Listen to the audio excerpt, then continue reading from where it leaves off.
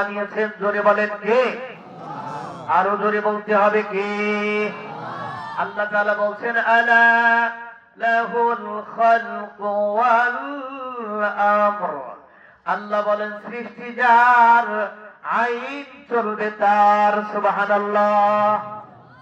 কিন্তু দুঃখজনক হলেও সত্যি, বর্তমান এই ৫৬,০০০ বর্গ মাইলের দেশ, আমার আপনার সোনার বাংলাদেশ, এই বাংলাদেশটি মূলত আল্লাহর আইনে পরিচালিত হচ্ছে?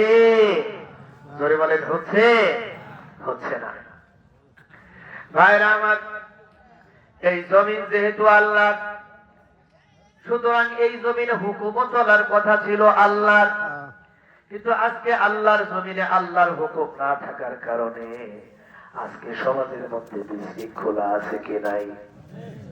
ফিতনা ফাসাদ আছে কি নাই? ও বন্ধু, আল্লাহ বিরোধী যত কর্মকাণ্ড এই জমিনের মধ্যে আছে কি নাই? ছোটরা বড়দেরকে সম্মান করে না, বড়রা ছোটদেরকে স্নেহ করে না, সাধারণ মানুষগুলা আলেমদেরকে সম্মান এবং মর্যাদা দেয় না। ধরে কোন ঠিক কিনা? এই সব কিছুর মূলে কারণ হলো এই সমাজের মধ্যে, এই রাষ্ট্রের মধ্যে আল্লাহর কোরআনের আইন বাস্তবায়ন নাই। এই কারণে আমাদেরকে সংগ্রাম করতে হবে, লড়াই করতে হবে যে আল্লাহর জমিনে, আল্লাহর প্রতি ইঞ্চি জমিনে আল্লাহর কোরআনের অনুশাসন কায়েম করার জন্য আমাদেরকে সংগ্রাম করতে হবে, লড়াই করতে হবে। জোরে বল ঠিক কিনা?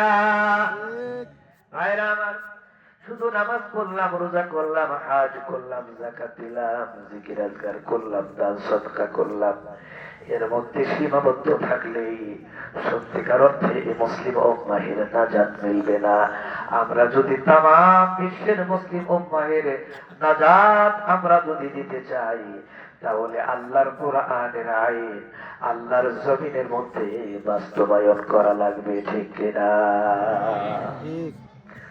ভাইরা আমার, খুব ভালো করে লক্ষ্য করুন। আপনাদের সামনে আমি কোরআনুল কারীম থেকে একখানি আয়াতে কারিমা তিলাওয়াত করছি। ওই তিলাওয়াতকৃত আয়াতের মধ্যে আল্লাহ তাআলা বলছেন, ওয়ামান আরাদাল আখিরাতা ওয়া সাআ লাহা সা'য়াহা ওয়া হুয়া মুমিন। সুবহানাল্লাহ। কোন সুবহানাল্লাহ, একটু জোরে কোন না সুবহানাল্লাহ। সুবহানাল্লাহ।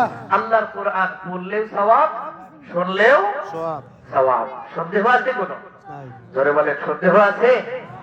আপনারা যে আসছেন টাকার জন্য আসছেন, এখানে পয়সার জন্য আসছেন?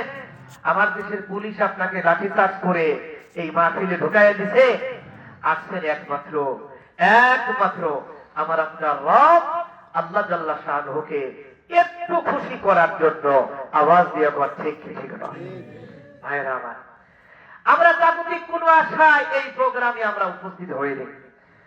আমাদের সেনাবাহিনীর সদস্যরা আমাদেরকে লাঠিচার্জ করে কোরআনুল কারীমের এই মাহফিলে আমাদেরকে ঢুকাইয়া দেয় নাই। আমরা আসছি একমাত্র এক রবকে মহব্বত করে। উনি হচ্ছেন আমাদের আল্লাহ। জোরে বলেন কে? আল্লাহ সুবহানাহু ওয়া তাআলা।